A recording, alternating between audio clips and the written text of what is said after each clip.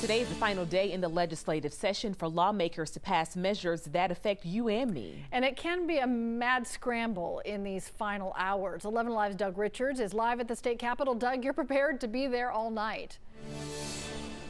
That is so true, and I'm very excited about that. There have been a number of bills that have swept through the legislature over the last few hours, many of them by acclamation almost, and that includes, surprisingly, a bill that would keep Georgia in daylight savings time year-round. It would require an act of Congress in order to actually happen, but others met controversy where sponsors really didn't expect it.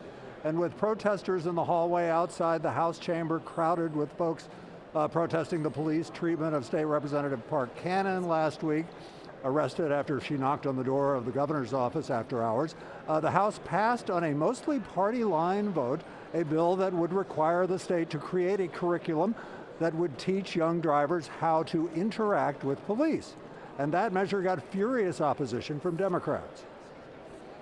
Instead of passing legislation that requires more training on de-escalation, cultural competency, accountability, and transparency for law enforcement, we are passing legislation that puts the onus on the individual for staying alive. What's a good common sense piece of legislation got turned into a political issue, a political football. Republicans echoed that, saying Democrats may have valid complaints about how police treat people of color, but this bill constructively addresses the problem.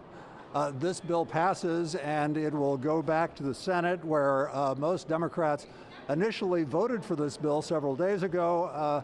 That may change if it gets another vote between now and the midnight scheduled adjournment, among many other pieces of legislation. Back to you. Yeah, a lot to do in the hours before midnight. Doug, I'm happy that you're excited to stay that late. I can tell that.